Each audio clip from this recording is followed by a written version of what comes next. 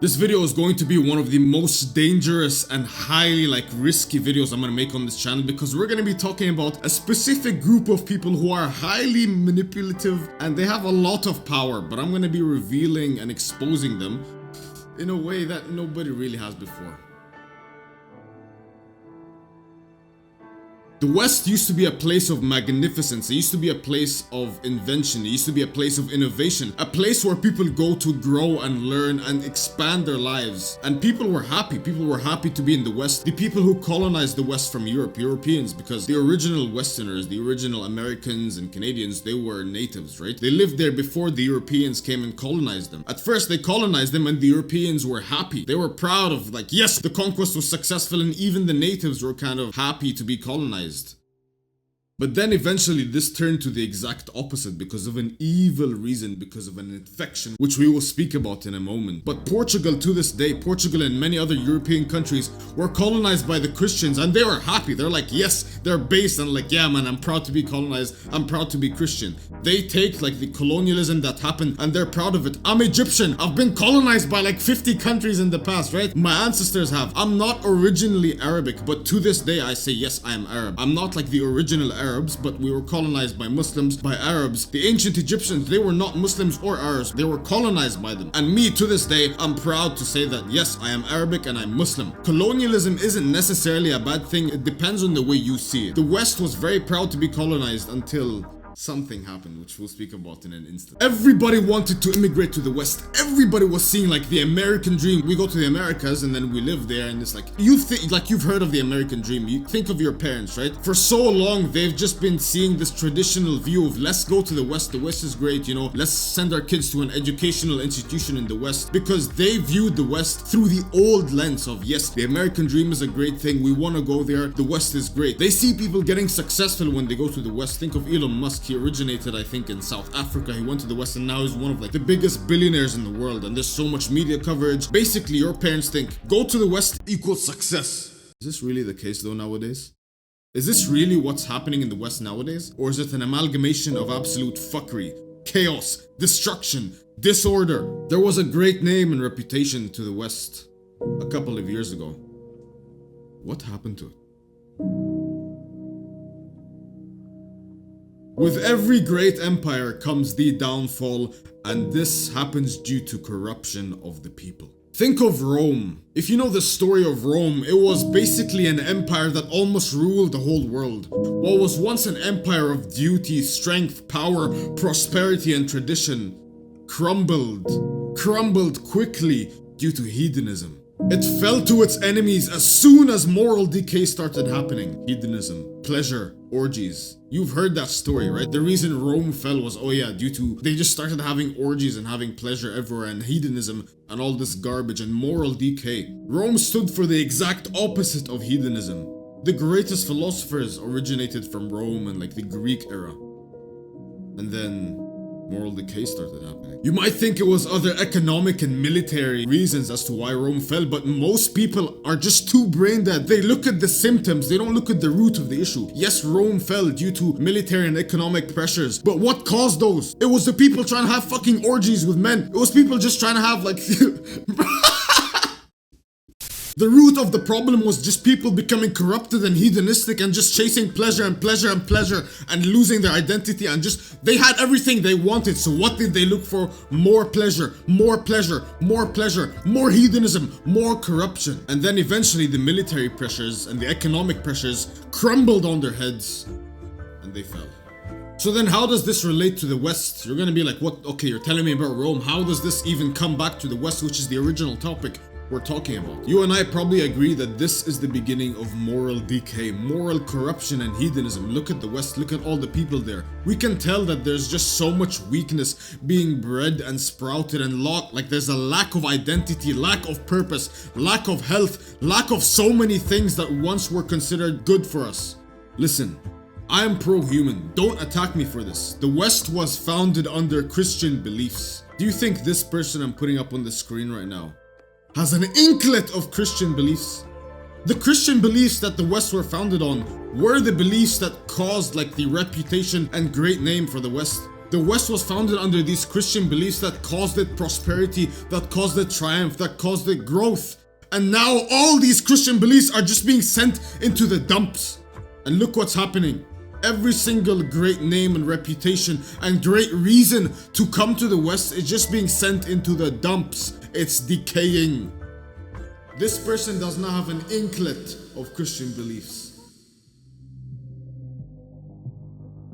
This is what good patriarchy looks like. Normalize guys wearing nail polish, crop tops, honestly any clothes they want, dresses, skirts, whatever. Have feelings that men can cry. So it's okay to be weak. With great power comes great responsibility. So why did this happen to the West? Why is it losing its reputation? Why is it all being damaged and crumbled? Why is it failing? You hear all the time the West is failing. Why is it beginning to fail? Why has the West become so woke?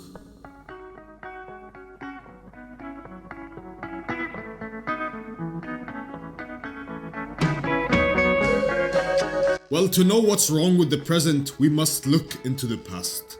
Well, it all started with the Frankfurt School of Thought, which is basically a group of people like plotting and like amalgamating together for purposes which we will discuss in a second. It was founded in 1923 by two Jewish Marxists named Karl Grunberg and Felix Weil. Now you might be like, well, what the hell is a Marxist? A Marxist is basically someone whose end goal is to achieve the final stage of communism, right? The final stage of communism is basically where everybody is, this might sound good, but it actually isn't really. Everybody is equal in every single realm. We all use the same bar, like everything is communal. Everything is just equal. There's no room for people to triumph and be above others. There's no room for people to be below others. It's the complete opposite of capitalism. Communism is just basically everybody has the same thing. There's one brand of like soap, there's one brand of coffee, there's one brand. Everything is just standardized to one thing. This is basically a quick explanation of what communism is, but you can look into it. It's just where basically everybody is the same in every single realm. And the reason this isn't really a good thing, even though it might sound like a good thing, is because you have no room to improve and you have no room to go down. It's just a very stable and boring life. Look at North Korea. North Korea is a communistic country. People aren't really happy there. It's just equal wealth and equal everything among everyone, right? Equal rights, sure, but equal wealth? I think if you work harder, you should have better rewards than people who are lazier. Right? This is just common sense and it's just my political beliefs. A Marxist is basically someone who wants to delete capitalism, which is the society that we kind of live in, where if you work harder, you can get better things, where if you work less, you get worse things, right?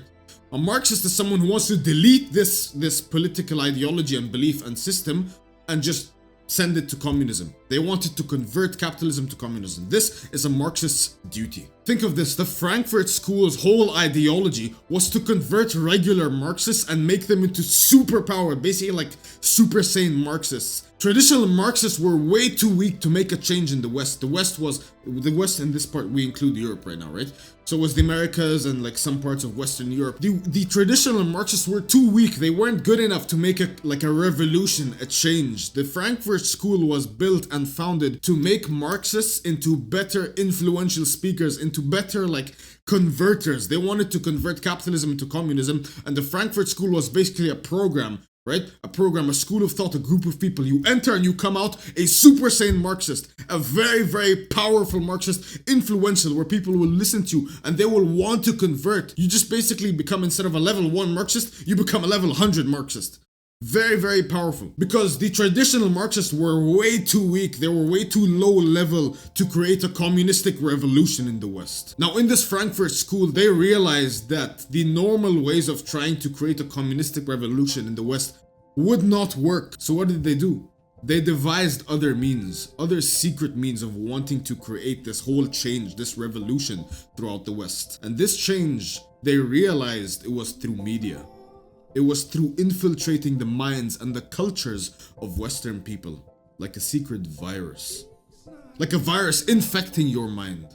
It was to infiltrate education, culture, institutions, your minds. This was what the Frankfurt School wanted to do. They created the regular Marxists who think like, oh yeah, let's just tell people about it, and they made them Super Saiyan, like really, really good Marxists, very manipulative, very sly, to enter the minds of the people and convert them into communistic believers. The Jewish Marxists tried this in Germany, and they failed miserably. They failed miserably because there was the socialists, which is basically communist, but way less extreme. They realized, okay, well, there's way more powerful communists trying to convert a country into final stage communism. We don't really want that. Let's kick out the Jews. And they got kicked out, right? The Marxists got kicked out. So they slithered their way and they left Germany and they made their new lair. Their new lair was headquartered in New York City at Columbia University. At this point, the Frankfurt School of Thought was under leadership of Max Horkheimer, another Jewish Marxist.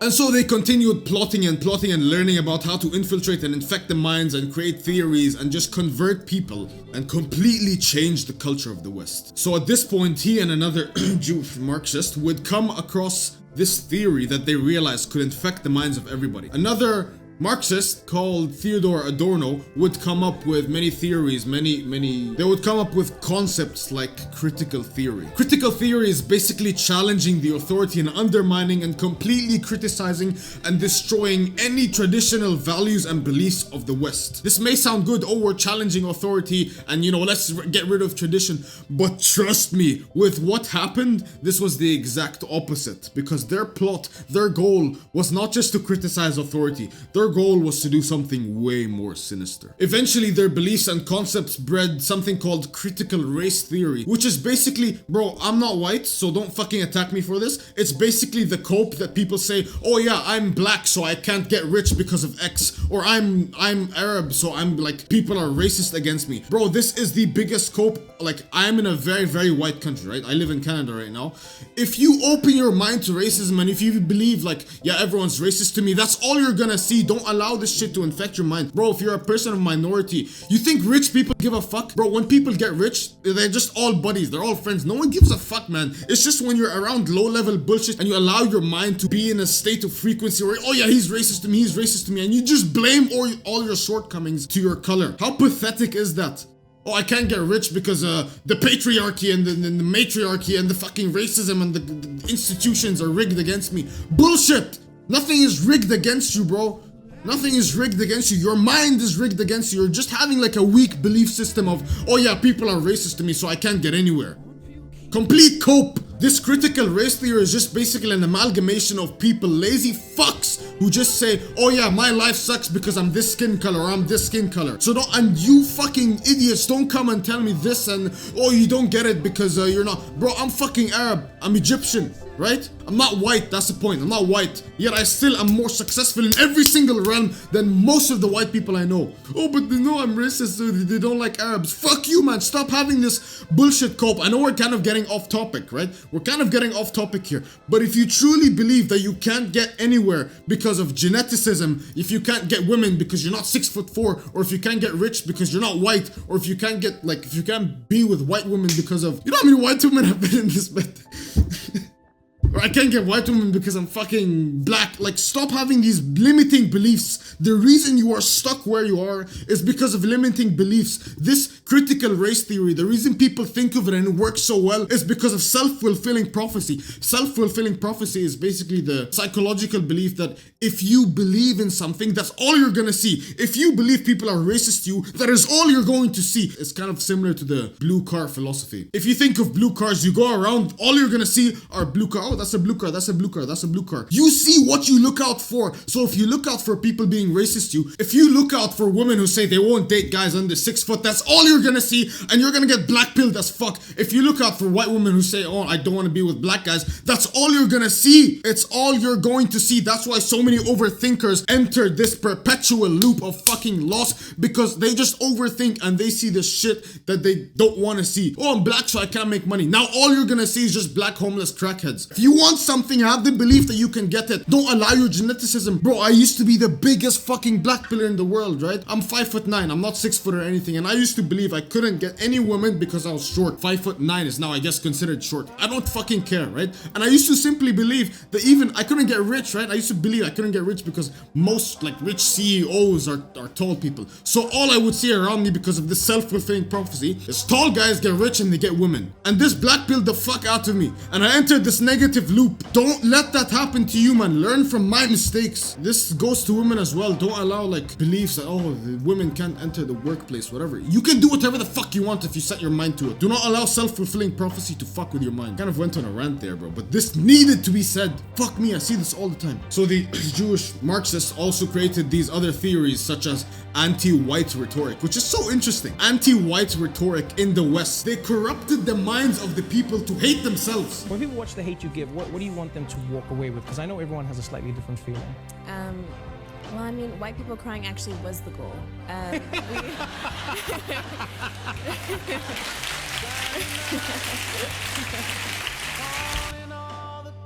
Anti-white rhetoric was created by white people. Very interesting. Very sinister plotting there is. This also bred books like The Authoritarian Personality, which suggests that racism comes from healthy families and being prideful in your country and your race. Imagine that, bro. If I asked you, are you proud of your country? Are you proud of your race? Do you come from a healthy family? These things are obviously good things. But in this book, The Authoritarian Personality, it suggests that healthy families, being proud in your country, being proud of yourself and your race, it suggests that these three things cause racism. What? Herbert Marcuse was also another very prominent figure in this Frankfurt School of Marxists. He was also another Jewish Marxist. Along with other Jewish Marxists, they pioneered the movement of the left in the 1960s. You know, the far left-wing movement that, you know, just think of the far left. It was pioneered by these Jewish Marxists. So this far left movement in the 1960s pioneered and began the movement of LGBTQIP2SA+.